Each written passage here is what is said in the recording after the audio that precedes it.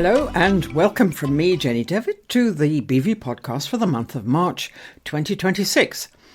And we'll be taking a look at some of the more important and fascinating stories from our lovely rural county of Dorset, and drinking a cup of excellent coffee to round things off.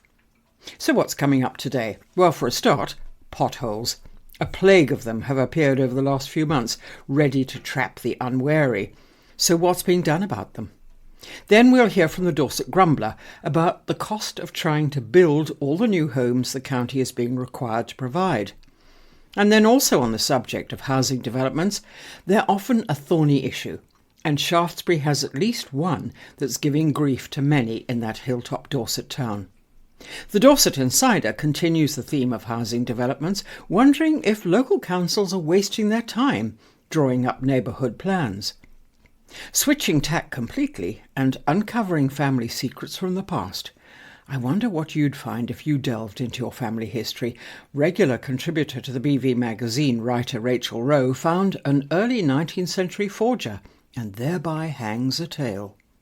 But, as we always start our podcast with the BV's editor, Laura Hitchcock, here she is. This month's cover photo wasn't meant to be symbolic. After our usual heated tussle and group vote, we finally plumped for the bright buttery yellow flowers with a rain-soaked ladybird perched on top, both of them looking slightly surprised by the amount of water involved. Only afterwards did I realise we had rather serendipitously chosen daffodils for the cover of the 4th anniversary of the war in Ukraine. They've become one of the symbols of conflict, their bright, sturdy yellowness standing for hope and resilience. Quite unintentionally, our cover now carries a small reminder of a war that still hasn't gone away, even as the world keeps finding new ones to worry about. Because Ukraine is still at war, but the news is suddenly full of Iran. The cost of everything continues to determinedly climb upwards, and every economist on the radio sounds like somebody who's just opened a very alarming electricity bill. It's all a bit much, isn't it? So during publication week, I did what any sensible person does. I scrolled TikTok every time the kettle boiled, which, to be honest, is quite often. I have learned several important things. Firstly, pandas are absolute chaos merchants. There is a whole genre of videos devoted to pandas being jump scared, falling out of trees, or simply rolling downhill for reasons known only to themselves. Secondly, Ring doorbells have created an entirely new category of comedy in which unsuspecting humans step confidently out of their front doors and immediately vanish sideways down the steps. Thirdly, there are endless videos of people being surprised by a much-missed daughter, son, cousin, friend or parent appearing unexpectedly through an airport gate or front door.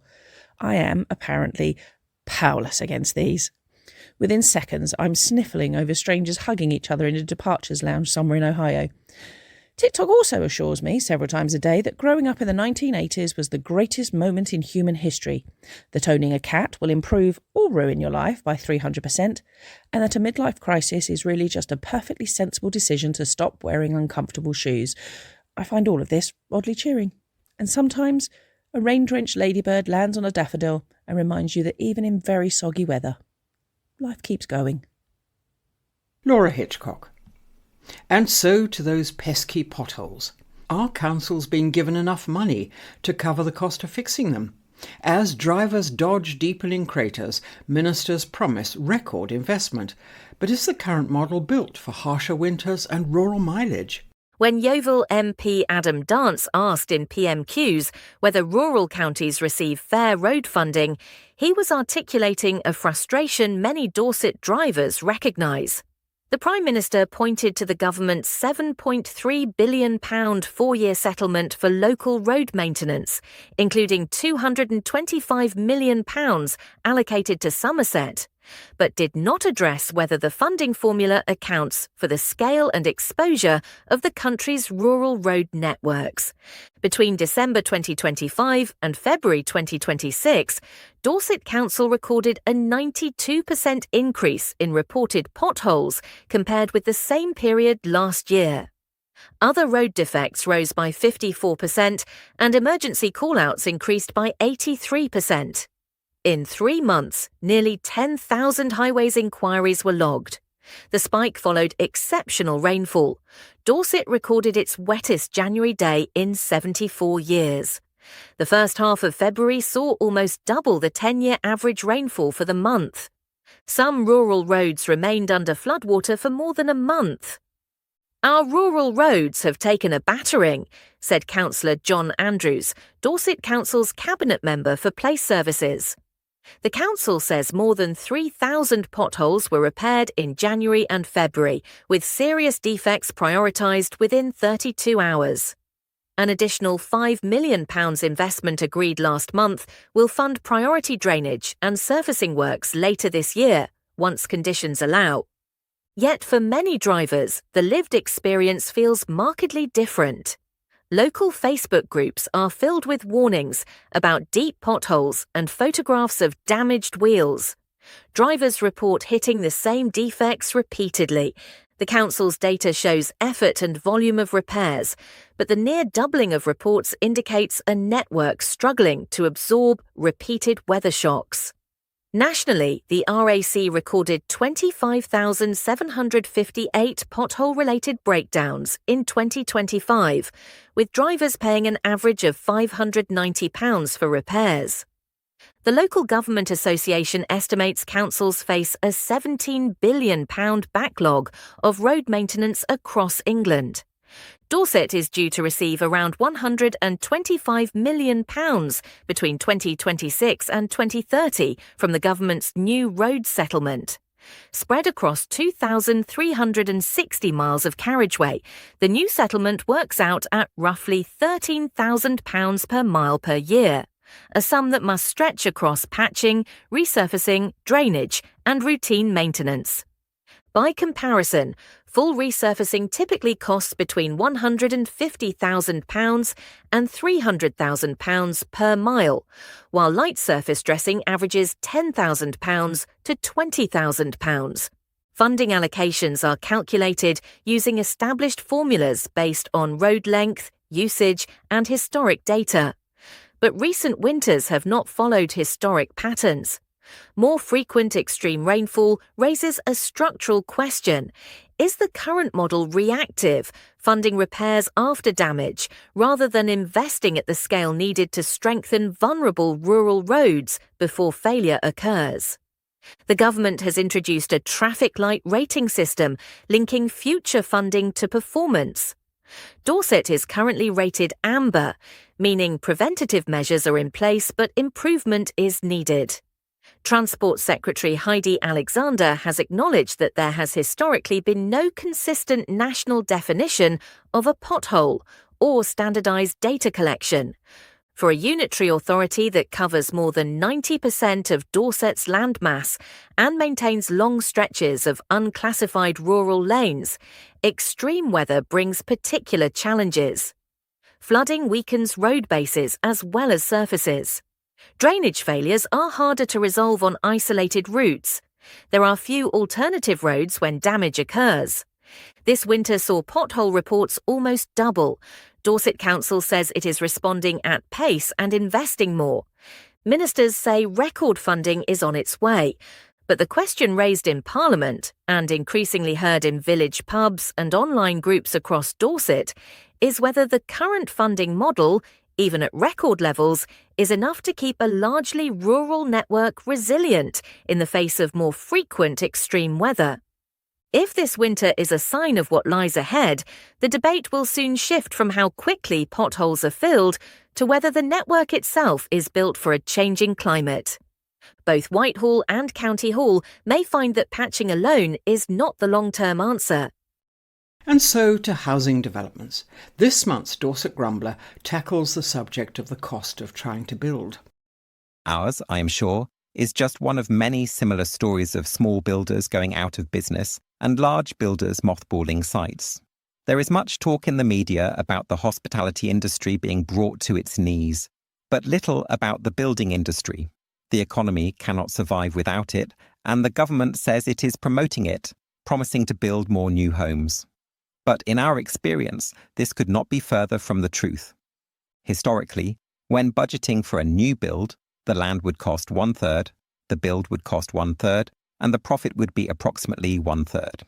Now, with additional costs and a stagnant housing market, we would be lucky to make any profit at all. Example 1. The build in Gillingham. We purchased a plot of land in Gillingham in April 2024 for around £130,000, including fees.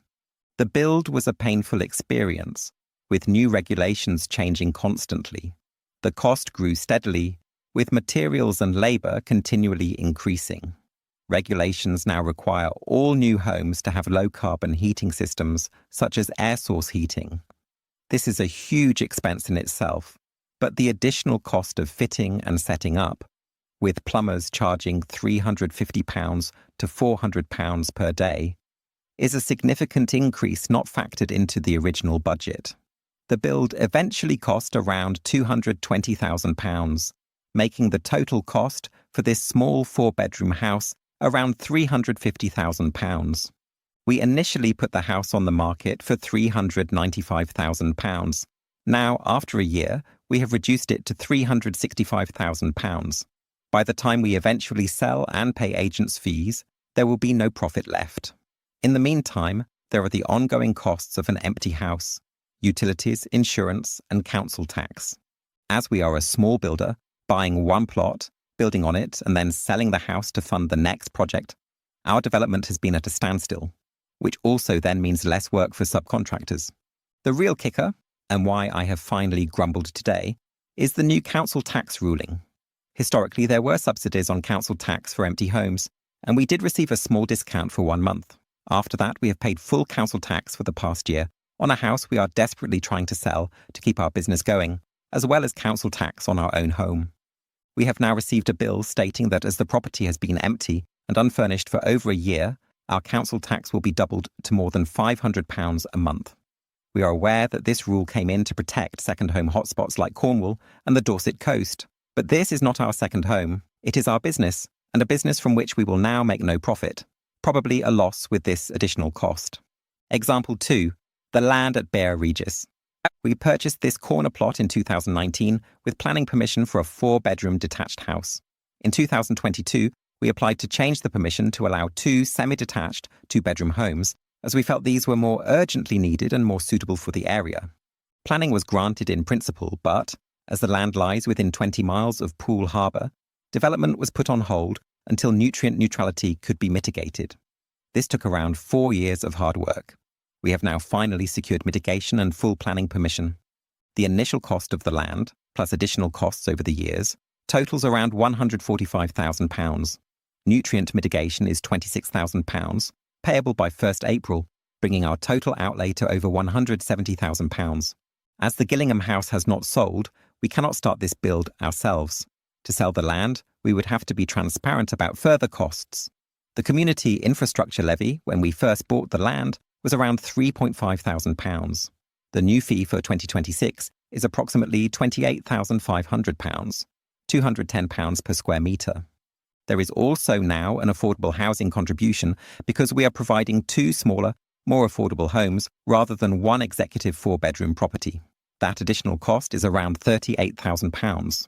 With these costs, any possible profit is gone, and no one wants to buy the land and build under these circumstances. Who can blame them? The Land Development Director at Goadsby recently valued the plot at £45,000, a loss to us of over 70%. We are left with land that cannot viably be developed and a house build we cannot profit from. Yet the government claims to be doing so much to help the building industry and provide millions of new homes. Staying on that theme, Virginia Edwin Jones is chairman of Shaftesbury Town Council, and I spoke to her about the issue of developers not always delivering what they've promised when they get planning consent, and in particular with the Blackmore Down development in Shaftesbury. Well, a key part, so quite an unusual development. I don't know how unusual it is overall because I don't have that kind of information, but in Shaftesbury, the Cranbourne Chase natural landscape, which used to be called an area of outstanding natural beauty, and then they changed it to national landscape. So the Cranbourne Chase national landscape wraps itself around Shaftesbury, and the field that was bought by Redrow at the time to build this development is in the national landscape. And part of their pitch to Dorset Council and to the people who bought properties from them was that in the centre of the development would be this huge green open space.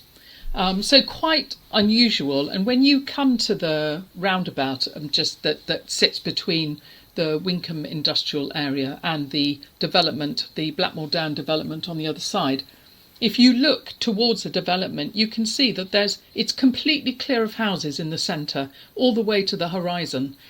And so that was a fundamental part of the design that created for the town a new viewing point from the top of the hill all the way over the Blackmore Vale, and opened up much easier access to King's Settle Woods, which are absolutely stunning, and there are beautiful walkways through there.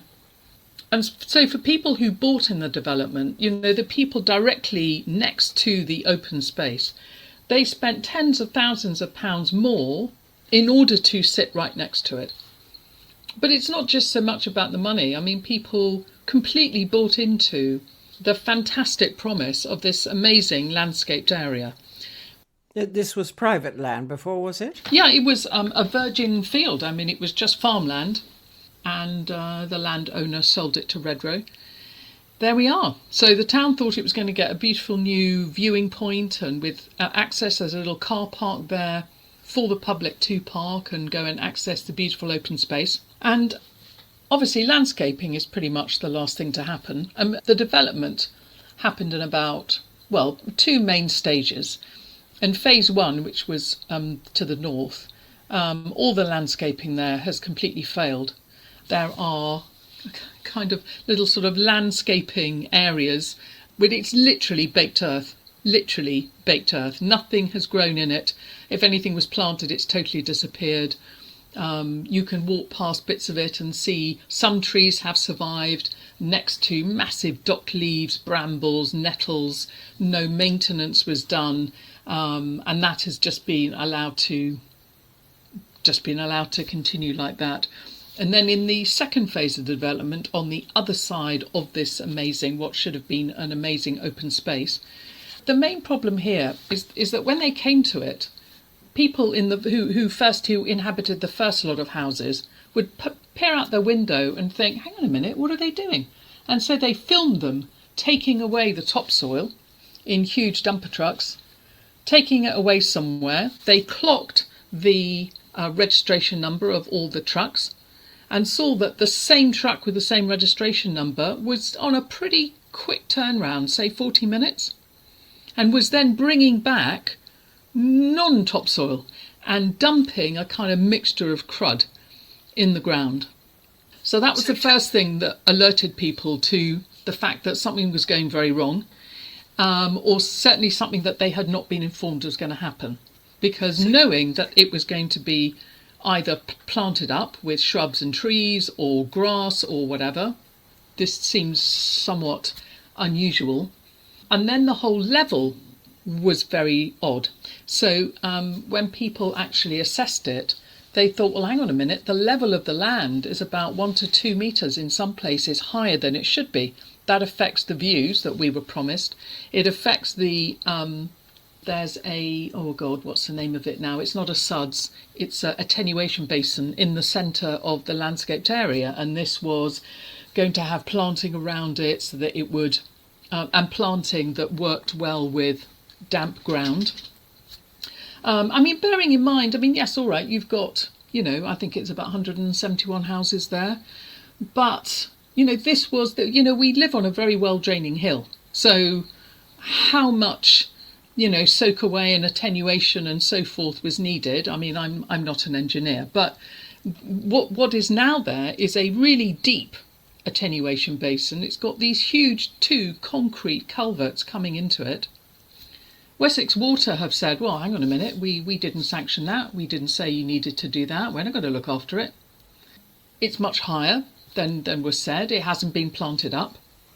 And what has been left there, this crud, cannot readily sustain the kind of trees, shrubs and grass that was promised. And that was part of the original landscaping design that both Dorset Council and Shaftesbury Town Council and all the residents that have bought there bought into.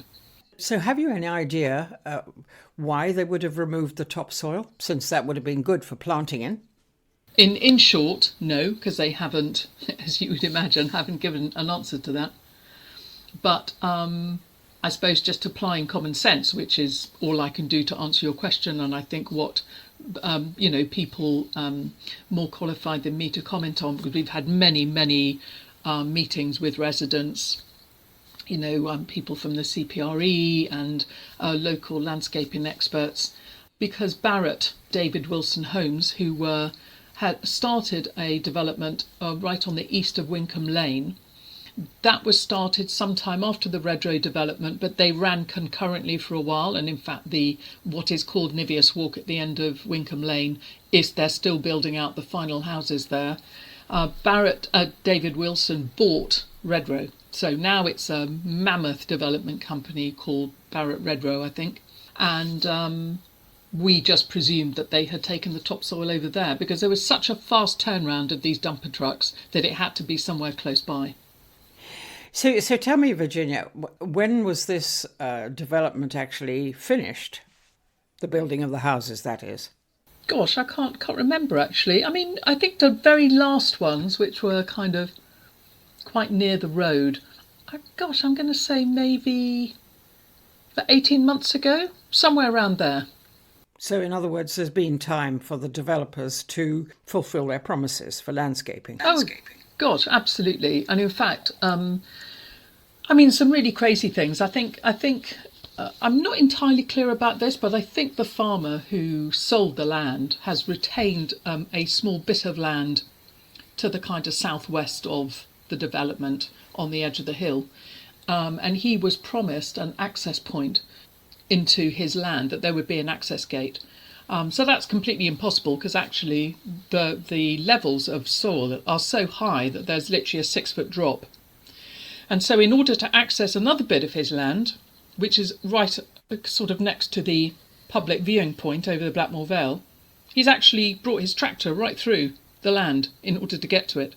So obviously that is not a sustainable situation.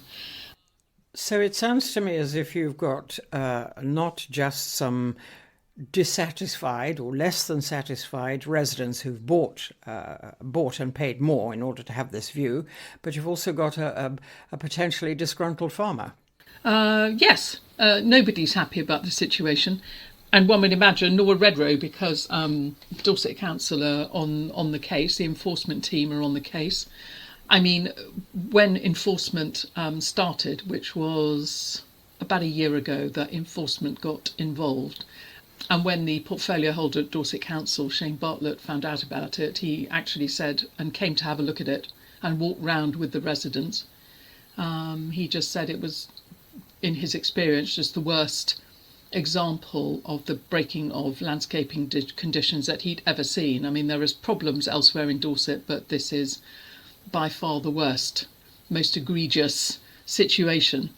So last April, and you recall that was the beginning of the hot spell, Redrow went, oh gosh, are you upset about the planting? Oh God, well, we'll sort that out. So they rushed some contractor out. I mean, not landscaping contractors, because obviously anyone who knew what they were doing would have said, hang on a little minute, you can't A, plant it in here, B, this is not a good time of year to plant it, and we've already started a dry spell, and 3, this is going to need the kind of watering that you don't seem to have factored in for.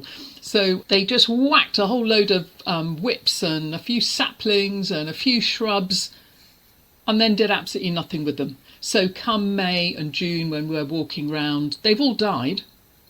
It's just utter madness. So it's just adding insult to injury for the residents, who are just absolutely dismayed. And I have to say that this isn't just a question of people who are hacked off that they spent more than other people. In order to be next to this, people chose this development because they were going to be living next door to something really special.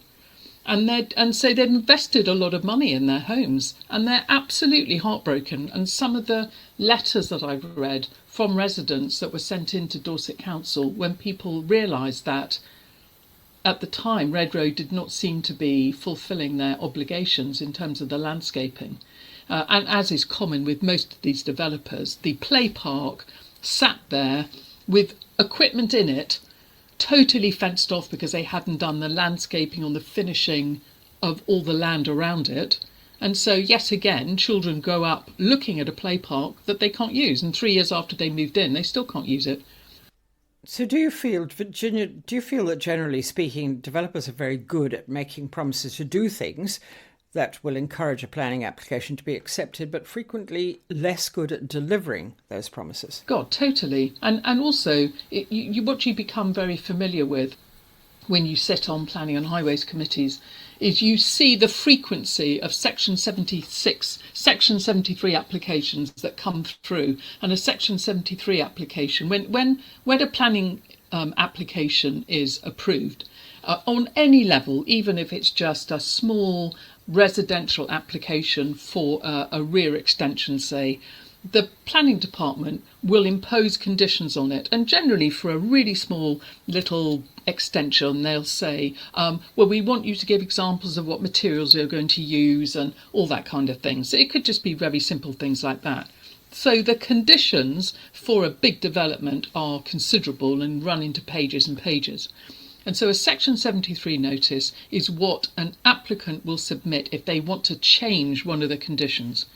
So a very common one that you see for big developments is the law of the land says that if you're building more than 30 houses, then a percentage of the houses need to be given over for affordable accommodation.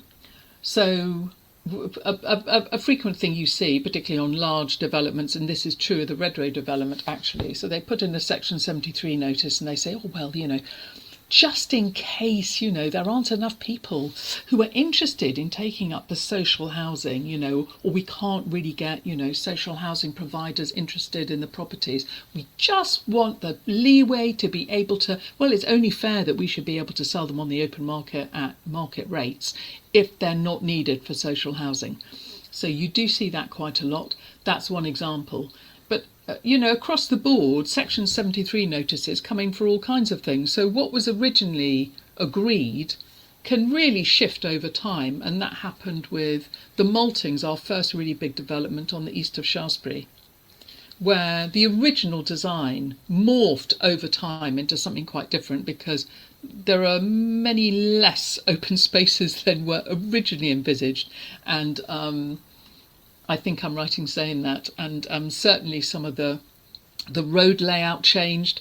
So I think it can be very confusing for people, and particularly that was a very upsetting development for residents of Shaftesbury because people really, really committed to that.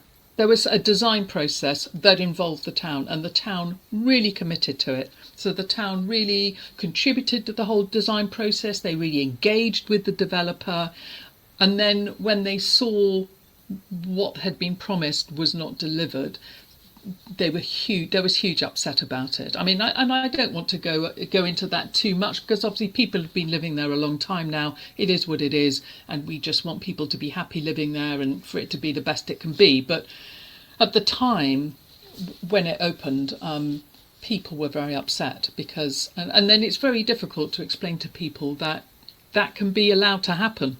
That you go through this whole process, you engage in good faith, and then it just gets chipped away out, and then they put these Section 73 notices in, and the local planning authority, there's not a huge amount they can do because of course they are bound by the laws of the National Planning Policy Framework, which urges them to find in favour of sustainable development. So they have to think of reasons why they wouldn't support a development. It's not, it's innocent till proven guilty kind of thing. So the presumption is that, we need housing. So if someone is going to provide housing, the starting point is, okay, well, we're probably going to approve it. Are there any glaring reasons why we shouldn't approve it? So if you're starting from that basis, then you have to continue like that. So if somebody puts in to change a condition, if it's reasonable, then a local planning authority aren't going to say no. But that's very difficult for a community to watch that happen and to see that the kind of constant erosion of their expectations. And to feel that they don't have any comeback? Absolutely, there's no comeback, you have no agency in the situation, and given the anger that residents felt at how they had been let down by Persimmon, to say we have a poor relationship with them is an understatement, and that is very sad because they are the main house builder in this area. The problem, of course, fundamental problem, it seems, Virginia, is that the developers, however, whether they're big, medium-sized, small, can make these promises, but they presumably realise that there's no real way to ensure that they fulfil the promises. No, but very, very much so. And I mean, like another thing, on the corner of the A30 and the Higher Blandford Road is an area, so it was known as the Tizard Land. And we were dismayed that it got sold for house building because we wanted to preserve a sense of the rural nature of the town, that as you approach Shaftesbury, there is still, there is still the sense that we are a rural town embedded in a very rural agricultural area. And so that every approach to the town is covered in, samey little boxes is distressing, to be honest. So there was a lot of opposition to it. But anyway, it was an application for 55 homes. So they got built, but part of the agreement, because part of our neighbourhood plan, we have what we have called protected views. Not just views going out, but views from really important high points. So the downs that are immediately to the south of us, the North Dorset and South Wiltshire Downs. So obviously views out, because our views are our currency as a town. And so that is one of our protected views, both from Shaftesbury looking south and from the Downs looking north to Shaftesbury. And so on the corner of the development is supposed to be this lovely swathe of green, trees and shrubs, but just a lovely green, big green area that you can walk through and everything, but it's a buffer between the development and the road. And therefore, as you turn from the A30 or you use that turning, you can look towards the Downs and you have this lovely uninterrupted view up to the Downs. So that happened, and there is green there. But out of nowhere, Persimmon decided to put what's called a leap, which is a locally equipped area of play. Right on the corner. So there's no fencing, but there's kind of fencing immediately around the little play area. But it's, bright yellow, bright blue, bright green, I'm sorry to say, just cheap, ubiquitous play equipment. Nobody uses it because who would want their child to play surrounded by traffic? It's just crazy. And it shouldn't be there. It's not part of the planning application. It's not part of the conditions. But they are delivering. So whether or not we are trying very hard to get it moved because they're building out on another area adjacent to that. So we're hoping to get it moved from there. But, they just ride roughshod over conditions. They just in this instance, they've made up a condition. just put it where the hell they liked, because they can. And are our local planning authority going to argue with them? Possibly not. Maybe they just think we're just going to have to get over it. But the fact is no one's using it. If people were using it, that would be something. Given what you've just said then, Virginia, a cynic might say that developers know the advantage lies with them when it comes to getting planning applications through successfully, as they know planners are swamped and don't have time to read umpteen pages of application, and so might miss something crucial or detrimental to planning being granted, and know that there's little in the way of official follow-up or reprimand or anything like that from councils. Well, the one thing we do know is that nobody from a local planning authority, and I don't know how this works with planning authorities where, certainly like the North Cotswold area, they have protected characteristics, so in terms of the architecture and building materials. So it might be slightly different in places like that where they have very, very tight guidelines. If only we had something like that here. We know that there is nobody from a local planning authority that goes to check on a development. So nobody checks that it's finished. Nobody goes to check that the conditions have been adhered to. And as we can see with Redrow, coming back to Redrow, nobody goes to check that the landscaping is as it should be. Is that down to a lack of staffing, though? Who knows? I don't know, Jenny, if back in the day, maybe 40, 50 years ago, where more people were employed to do. I mean, now we live in an age of cost effectiveness, don't we? And how few people can we employ to do as much as possible. Everything is about cost cutting and being cost effective and so on and so forth. And whether or not that used to happen, I've got no idea. It probably did, but nowadays it just doesn't happen at all. And whether or not that's down to cost cutting, or maybe that's never been part of the culture. There's an element of trust, or actually they just leave it down to residents to tell them when things aren't working, or to tell them when things are misplaced, or have been put in the wrong place, or they spot developers trying to cut corners.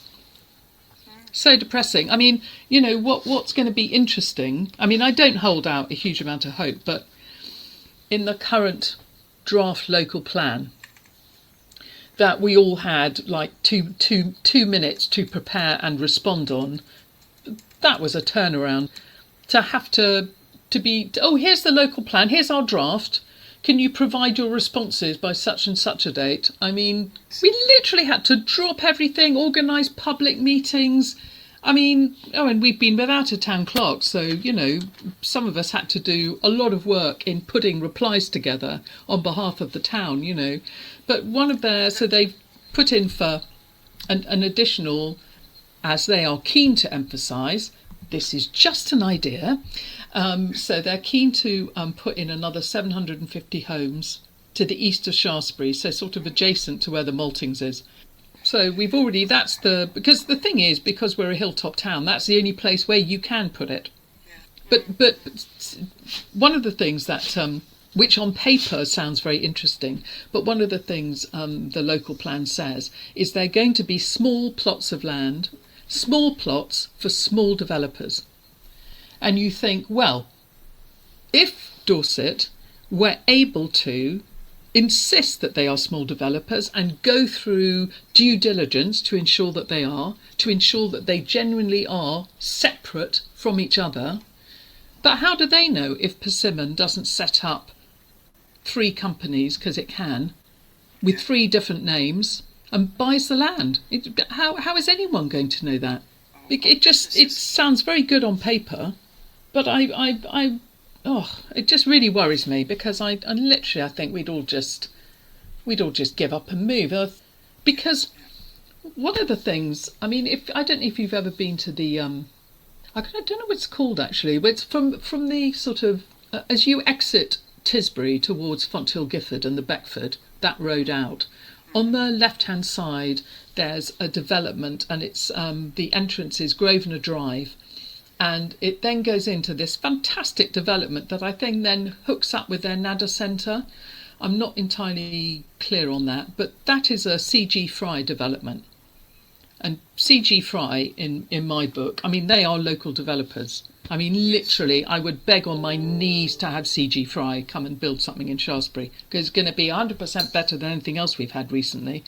But in this development, they had a beautiful range of architecture. They had a thatched cottage on a little green, and I thought, oh my God, this is charming. Straight away, this has a little village feel. You automatically know this is the centre of this little development with this darling little green, couple of thatched cottages. Why should we not be building modern thatch?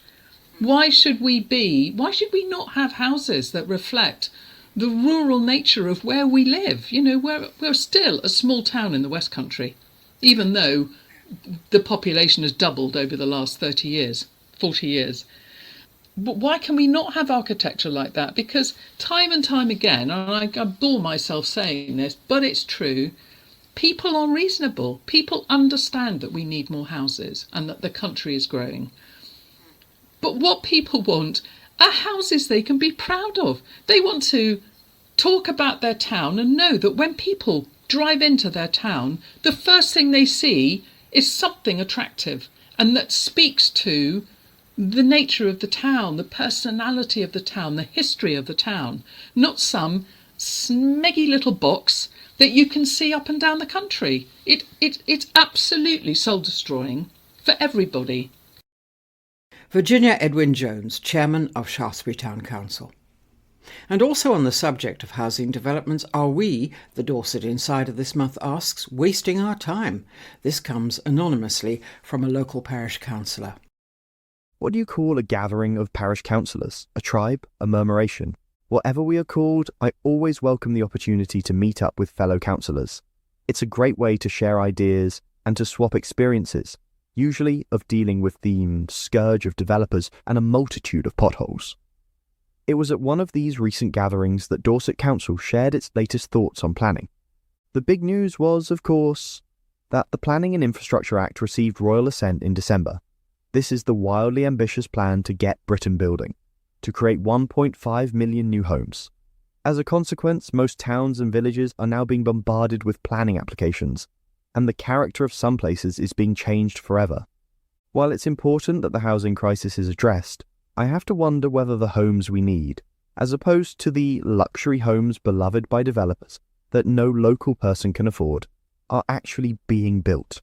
Naturally, with Dorset currently unable to meet the 5-year housing supply target, planning application numbers have increased.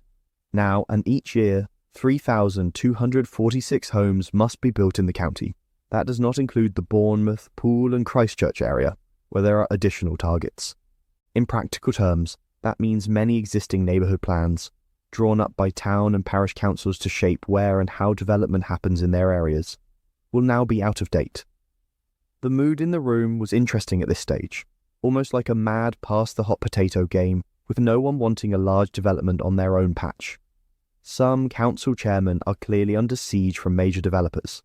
The usually smug ones from the AONB villages were not looking so smug, as they swiftly realised that nothing in Dorset is sacred any longer. Will we see houses on Hambledon Hill or Bull Barrow? I think not, but it increasingly feels as though no meadow is safe. And as for North Dorchester and its abundance of water, the recent flooding should have sent a very clear message to planners, but it won't have. And if it's not housing on that meadow everyone loves, it may yet become a field of solar panels. Many parishes and towns have spent hours drawing up their neighbourhood plans, designed to allow a certain amount of development and have a settlement boundary. They have always taken hours of unpaid work, and in many cases high consultancy fees. It's always good to have a strategic way forward, and some of these plans have been agreed by local referendum. However, as the good people of Pimper know, a neighbourhood plan is not worth much when it comes to the council's decision-making process. I'm currently wondering if we should even bother to spend money on our own parish neighbourhood plan if it is simply going to be overridden when housing targets loom. The answer to this dilemma came with the decision-making processes for agreeing developments. As the neighbourhood plans are out of date, the policies in the Dorset local plan will take precedence. This also means that if a local neighbourhood plan says something that does not accord with the Dorset local plan, the latter takes precedence. In other words, all that local knowledge will be disregarded. You need to say the right things, speak the mantra, and align with the planners, or risk being overridden. Hopefully, some neighbourhood plan thinking can be included in the Dorset local plan, LP. While another iteration of the Dorset LP is expected in August, at this stage it feels less like a consultation and more like a done deal at this stage. Developers are actively submitting plans regardless of any public consultation. All of this is very difficult. As a parish councillor, I'm left having to explain to people why our opinions count for nothing, and why productive fields are being lost when national food security is a live concern. People are asking why some new homes that are said to be desperately needed remain unsold locally. Why build more? They are asking why promised social housing has not been prioritised by developers, when that is the exact housing needed to stem the accommodation crisis.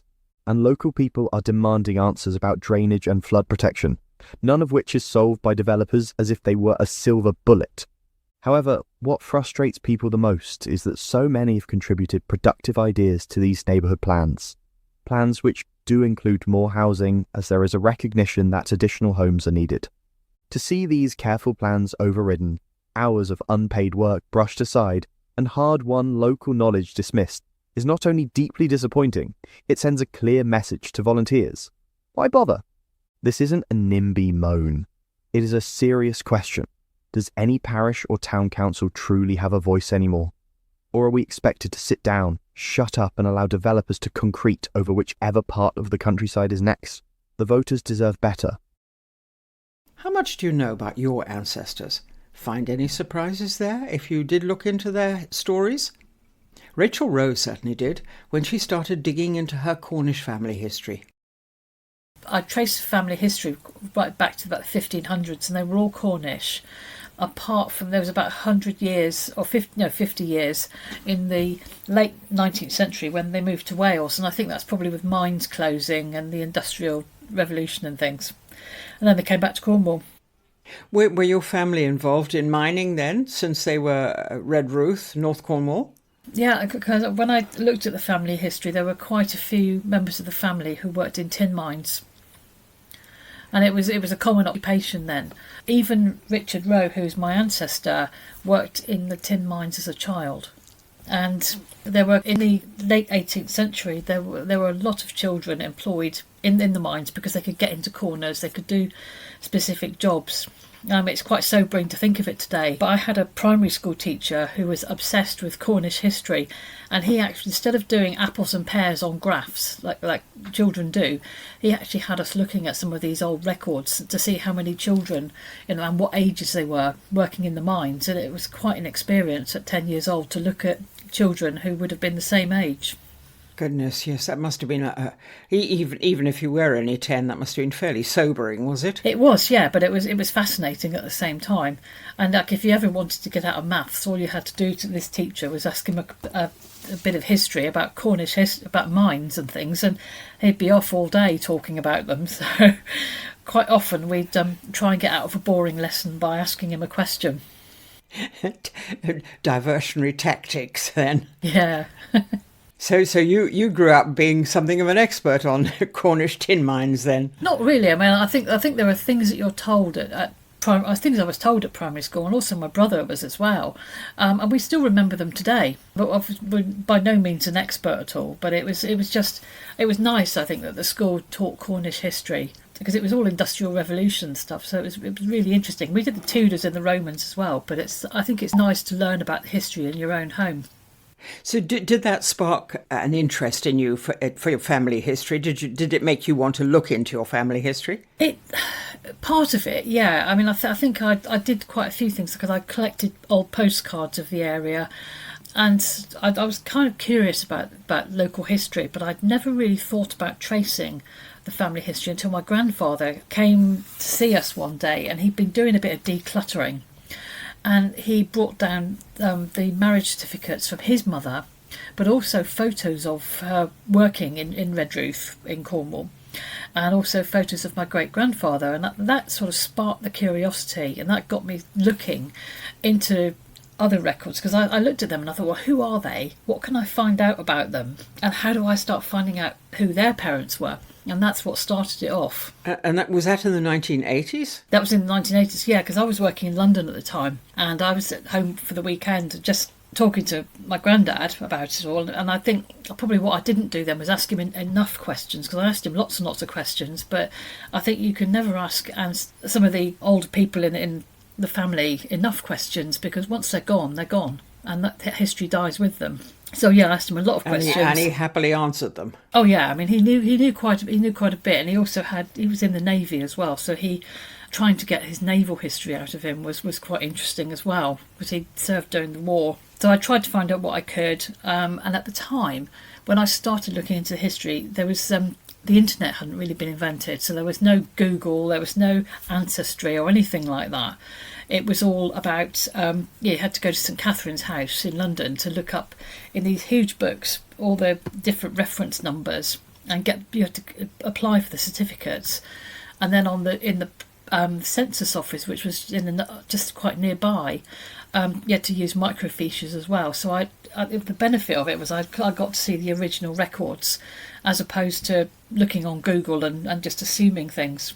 Rachel, were you able to take copies of those certificates? Yeah, you had to order an original, and then it would just get posted to you. So it was all very old-fashioned, but you'd get the certificates. And then if you wanted a photocopy, I think, of the census records, either I had to make a copy, and you can only use pencils, or they would get a copy for you from the records by taking some kind of photography. But yeah, you had to apply for everything and then it would all be posted.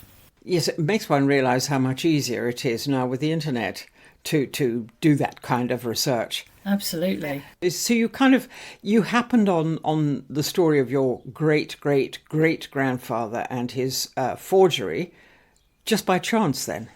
It was absolutely by chance, because what had happened is I traced all the records I could, and I'd also looked at parish records as well, because I went to the records office, which was in Truro at the time, and looked through all the parish records.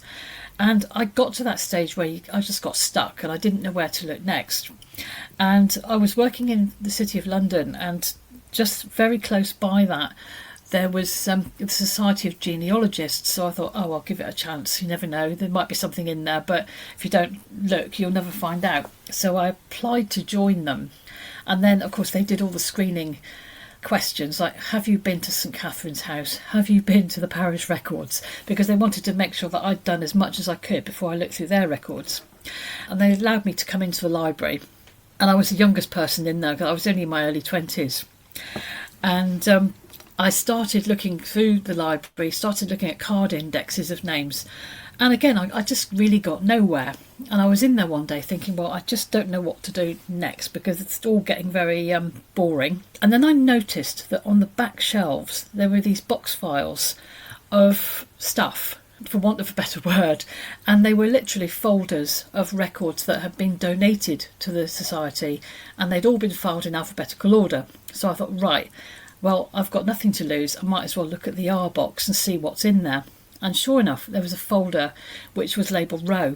And if you've ever been to Cornwall and never done any research in Cornwall, you'll know that Row is a very common name there.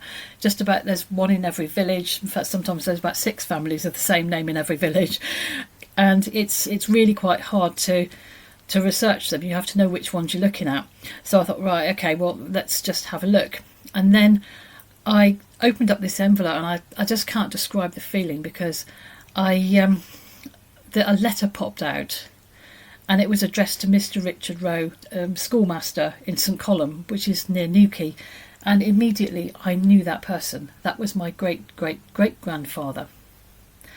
And it was all written in copperplate writing, and it was about a will in the 1830s. But the other stuff that was in there was records about his father, who was the forger. And there was a copy of a muster book from the Revolutionnaire, which was a naval frigate during the French Revolutionary Wars. And it turned out that my great-great-great-great-grandfather had been press-ganged into the Navy and had worked as a schoolmaster on ship. And then I dug a bit further into the records, and it was an incredible feeling. It was just like touching time, in a way. And there was a newspaper report of an execution. And what had happened was that so the story went, was that he had been in the Navy. In 1801, he was discharged from the Navy. And then, for some reason, he started forging banknotes, and he was caught. And he was actually executed at Bodmin. And there was a really lurid description of the hanging, which probably wouldn't get through Ipso today, or the press standards. But there it was. And it was just incredible to find that, and all that history. And what had happened is that there was somebody else in the family back in the 1920s had started trying to trace a family tree and got so far. And he donated his papers to the library because he felt that people would just throw them out after he died. And I was the one to find them. And what I thought was one story was actually, that's the story. I've got a relative in the family who's a criminal, and I thought that was the end of the story. I thought that's that. But actually it was just the beginning, because I went on to find out a lot more about my 4th great-grandfather.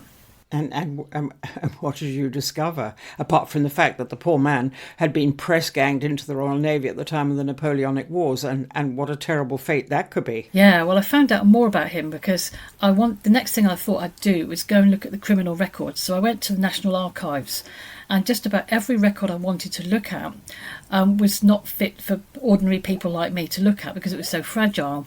So I'm not, what do I do now? So I spoke to one of the archivists and I said, look, I really need to see these records because I want to find out the answer to a question. Can somebody look at it for me? If I'm not capable of looking at them, can somebody else do it for me and tell me what's in there? Because I thought, how else do I get round this? And it was all the prison records, and it wasn't just a record of my family, it was a record of lots of others as well. And the records had deteriorated to such an extent that they would fall apart if anybody touched them. So he kind of looked up and he said, okay, well, let's see what you're trying to find out. And then he said, actually, we'll restore them for you. And I thought, oh, how much is that going to cost? And he said, no, we'll just do it. And just ring us up. We'll tell you when they're ready. And when I got the records through, I had a copy of the indictment book. I had a copy of the court records. And that actually showed a lot more about what went on with Richard Roe. And it turned out that he was he was discharged from the Navy in 1801 for ill health. And the Navy, what they used to do is just dump people in hospitals ashore. There was no sort of benefits or anything like that. If you weren't fit enough to go on a ship, they'd just dump you in the next port. You'd have to go to the hospital, and that was that. And then you'd have to find another ship if you wanted to go back into the Navy. So he found himself in Plymouth. And then he started trying to find a job. And I'll tell you a little bit about that in a second, because there's something else that came out of all this. And he couldn't get a job. And for some reason, he then started forging banknotes, probably to pay bills. And he was caught and tried at Bodmin. And the records actually show that his employer, who was called Sir Christopher Hawkins, who was a very famous landowner in Cornwall at the time, was on the jury. The foreman of the jury was Sir William Lemon, and his relative was the owner of the bank that Richard Roe has tried to defraud. And in 1801, only the gentry were allowed to sit on juries. Today it's 12 ordinary people, but then it was only the landed gentry who were able to sit there. And today that jury would be considered really unsafe. Well, they would not have been at all sympathetic or understanding of his circumstances, would they? No.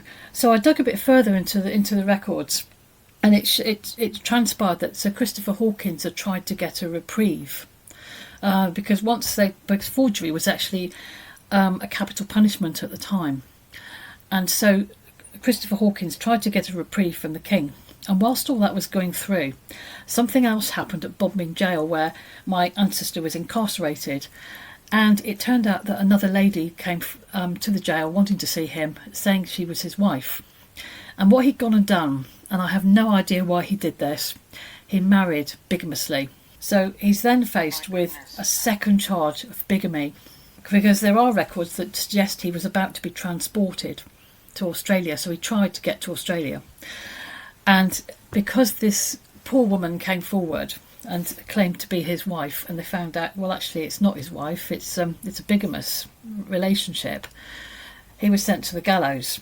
But something else happened as well, because I was going through the records and just trying to pull them all together and just trying to sort out a story with it. I thought, well, one thing I haven't tried since I started all this research, I haven't gone on Google and had a look on Google.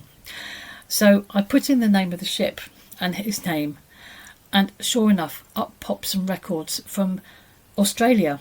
And it turned out that while he was ill in hospital, or recovering in hospital in Plymouth, he applied for a job with Sir Joseph Banks. Oh my goodness! Yeah, and to sail with Matthew Flinders, and he applied as the assistant astronomer. And the letter that came out, I mean, he'd written to Sir Joseph. He'd said, I teach midshipmen, I teach navigation techniques.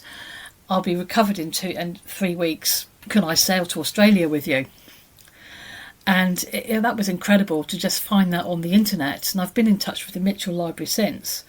And Joseph responded to it and just said that he'd already got somebody, but if he needed anyone else, he'd rather take someone who was a volunteer than someone who didn't really want to do the job.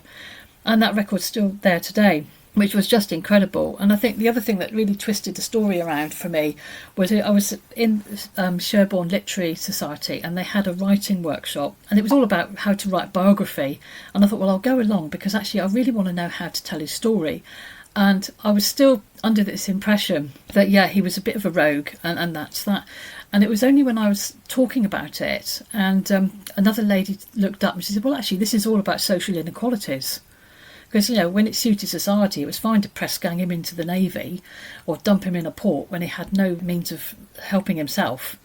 But when society turned on him, and yeah, it is about it's about a society that was focused on class and focused on real inequalities. They were there to protect the rich, and they weren't really bothered about the poor.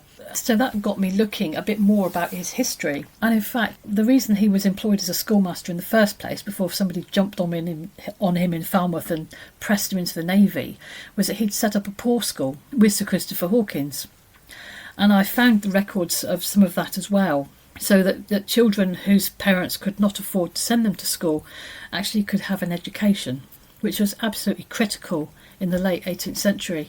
And there's no report of that at all, in the execution report or the report they do about any good behaviour. It's all about, oh yes, well, he was a bit of a rogue and went off on the Navy and forged all these banknotes.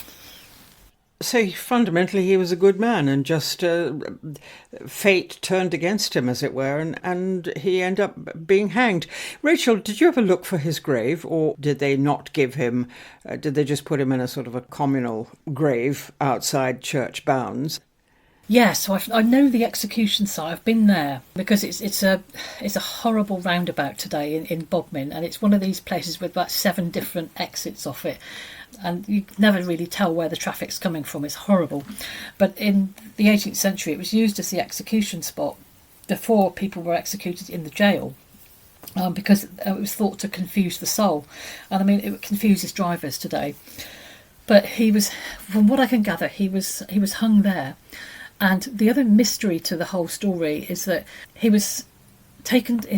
I think the rope broke almost immediately, and he fell to the ground and was shoved in a coffin and buried, which sounds very, very odd. So he could have been buried somewhere around there, but the crowd noticed that he was still alive, and so there was almost a riot there. Because people wanted, hangings were considered a day's entertainment for people. And so he had to be re-hung, which is a horrible thing. But I also read another case in London about 20 years before that, where there was a preacher who had been forging banknotes, and he had planned to try and do some kind of escape attempt by once he'd hung on the gallows. I mean, people didn't really understand resuscitation attempts in the 18th century, but he thought that Sir John Hunter could resuscitate him because he'd been studying stuff with the Royal Humane Society, and it turned out there's no way that this man could have been resuscitated because it was a 2-hour delay from the gallows at Tyburn to John Hunter's home. But when I saw that, I wondered whether there'd been an escape attempt with Richard Roe because of the rope breaking so quickly and him being buried so quickly. It was a bit of a mystery, and I'll never know the answer to that.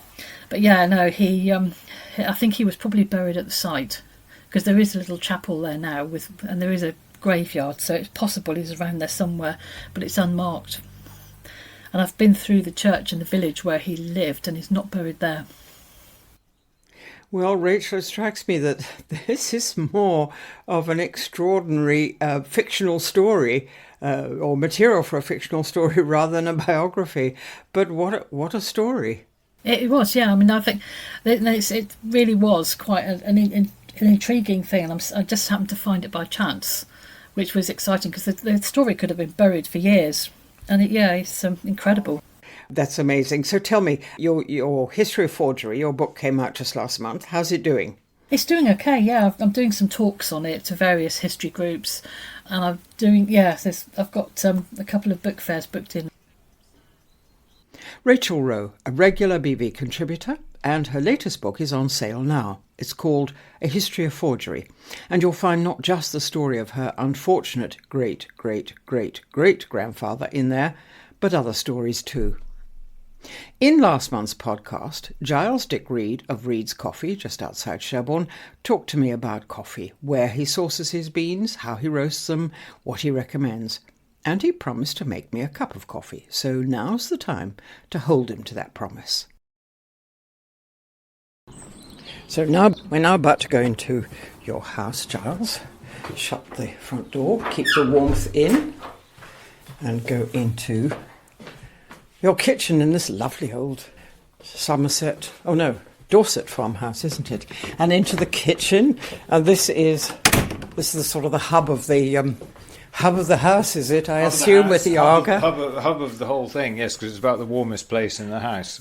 Mind you, when the roaster's running, it's warm out there too, so we don't suffer. So the trick is people stand as close to the roaster as they can, do they, when it's really quite cold? A popular place on a cold day, yeah. So it's time we had a brew. So what I'm going to do is I've got my Bialetti here, my classic hexagonal Italian aluminium pot. And I just thought I'd talk you through a brew. So Absolutely. We'll make it as we go. So I'm separating the two halves, top and bottom. And in terms of prep, I'm just going to fill the bottom. There's a line inside these, and just about I don't think I've ever noticed it. There's a little line. Right. So the trick is to take warm water. I use warm because the kettle sits on the Arga, so it's ideal. It just speeds the process up. Has it got to be warm water that you put in there? No, you can start with cold. And some people start with, they pre-boil it and do that. I'd avoid pre-boiling it, but just warm, it just speeds the process up. And that's it. Does the quality of the water, I've often wondered, does the quality of the water affect the end cup of coffee?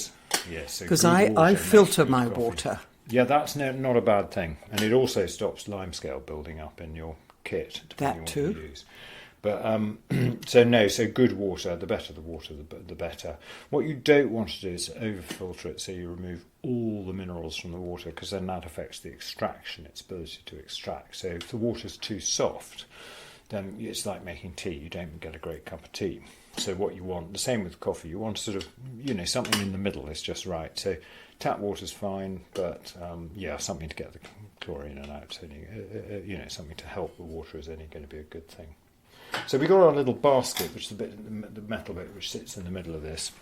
I'm going to weigh out my beans. Now, the reason I'm weighing my beans is because I actually want to get a very specific amount in here to suit the ratio of the brew. So, right, okay. So I'm weighing out my coffee. So in this case, I'm taking 56 grams of coffee, and I'm going to put this, because this is a large mocha pot, I'm going to drop my 56 grams of coffee into the grinder.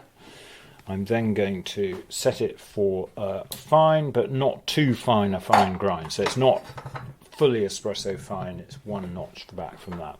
And I'll grind that straight into the basket.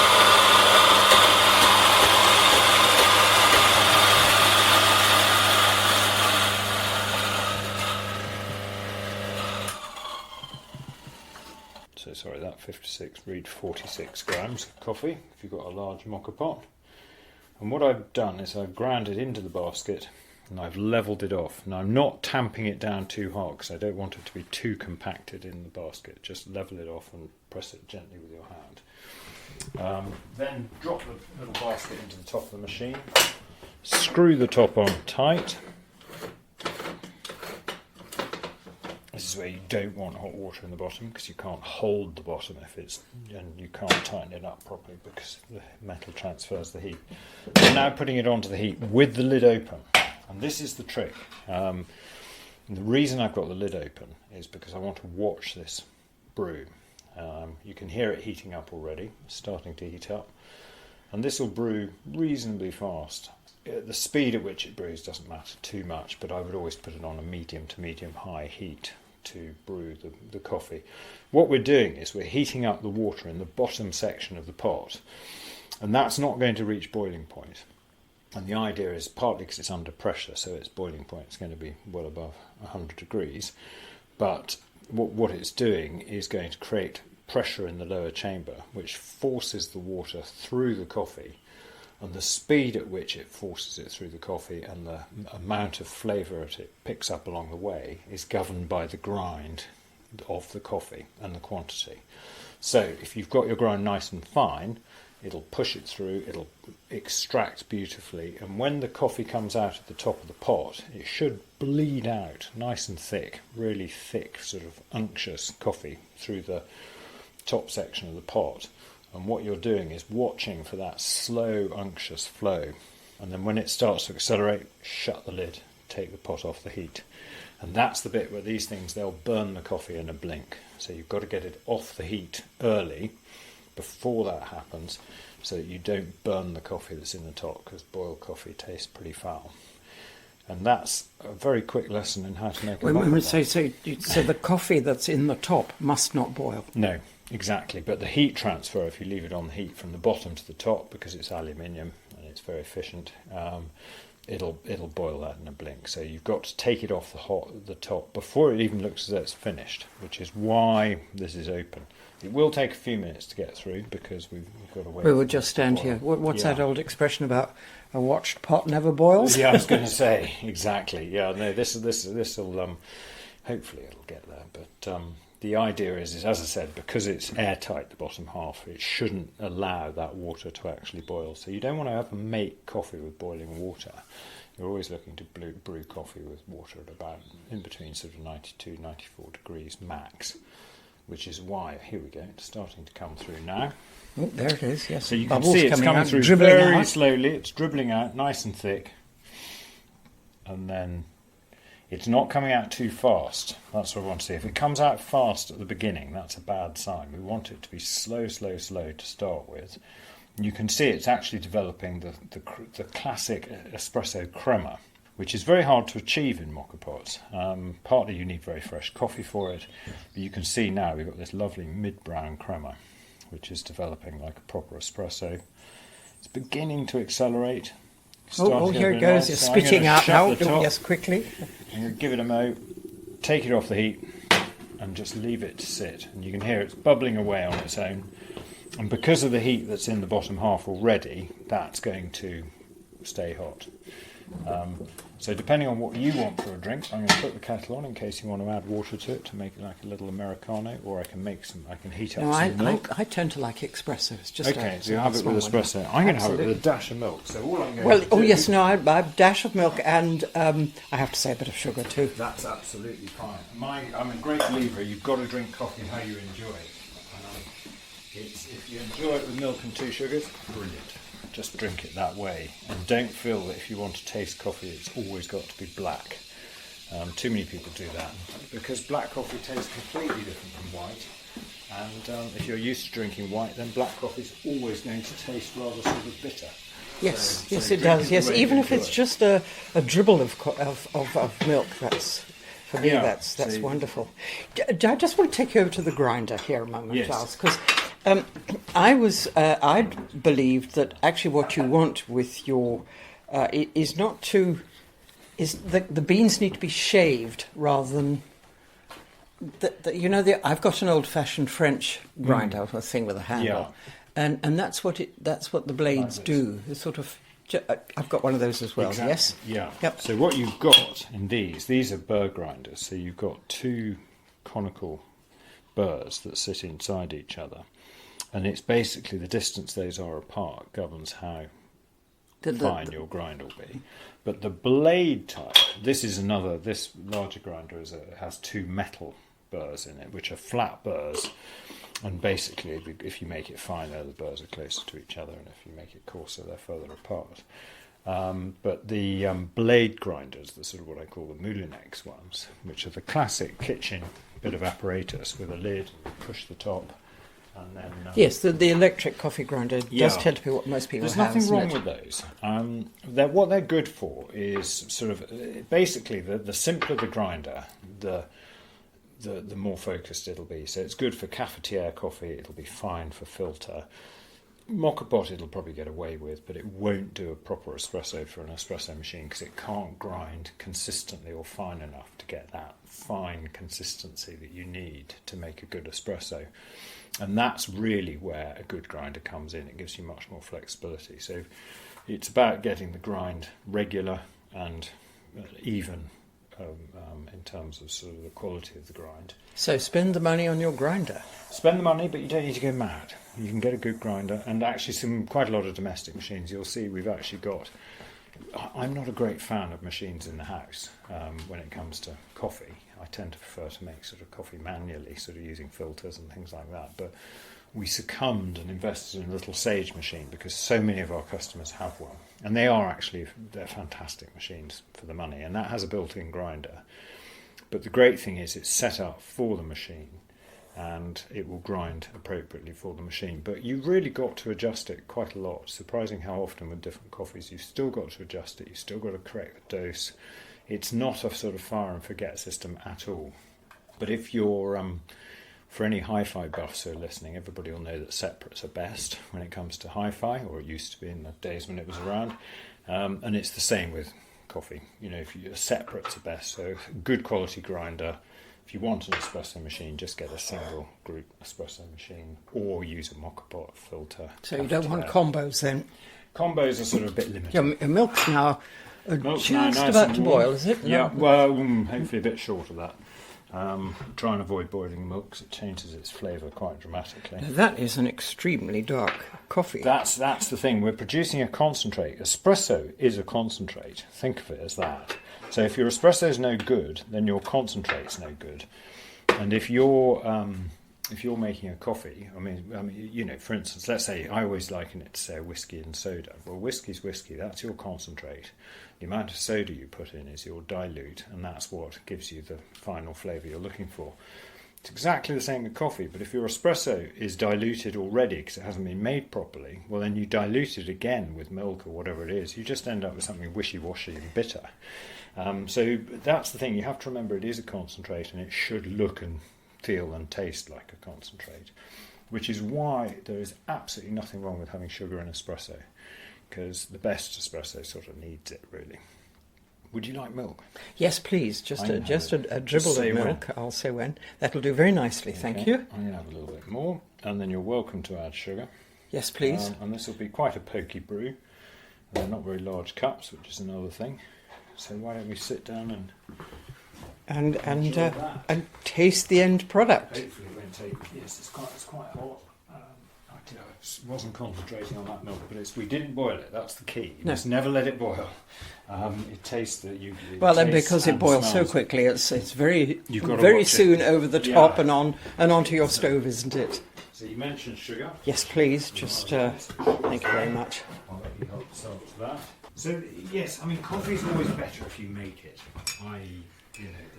This is why I think coffee shops where coffee is made, you see there is a barista, somebody actually making your drink. It makes it taste better at the end of the day. It's part of the experience, isn't it? And, yes. The ritual We'll sit of making down. it, and if you're at home, then machines are very convenient, and I'm not going to talk down an espresso and say because they all have their place. But the simple fact is that the sort of little ritual of your Saturday morning making a cafetiere or making a filter, it's something that brings something to the final result. I'm going to taste this now. Well, good luck. And I hope see. it's okay. I'm very disappointed. It looks wonderful. Oh, it's delicious, yes. You should end up That's with something lovely. that's smooth, rich, element of chocolatiness to it. We've just used what is the harshest method of making coffee. Mocha pots are really difficult to master. So if I was doing that one again, I would have tweaked the grind a bit. So each coffee needs its own setting. So next time I make that, the grind will be a notch finer. But to sort of fine tune, or as the phrase goes, dial in your coffee is effort worth making. Whether it's an espresso machine, a mocha pot, getting your filter grind right. But the really important thing is getting the brew ratios correct. So if you're making a cafetiere, the brew ratio is 17.85 millilitres of water per gram of coffee. So that's always quite a useful one. So if you can remember that, you ask Siri. So here we go. We've got Alexa in the corner. So let's say I've got 23 grams of coffee. So Alexa, what's 23 times 17.85? 23 times 17.85 is 410.55. Thank you. So that's 410 ml of water to my 23 grams. So if nothing else, I've just given everyone a use for their Alexa or Siri or whatever it happens to be. So I now add 410 ml of water to my cafetiere ground coffee, and you'll get a perfect cafetiere or thereabouts. I had no idea, Giles, that there was all this art and complexity to coffee, but let us now enjoy our 2 cups, and thank you very much indeed for talking to us. Well, it's been a pleasure. Giles Dick Reed for the podcast. Thank you. It's been a pleasure. Giles Dick Reed and how to make a terrific cup of coffee. Who knew what a fine art it is? And that's it for this month's BV podcast. Do join me again next month when spring will definitely be here. Until then, it's goodbye from me, Jenny Devitt. Bye-bye.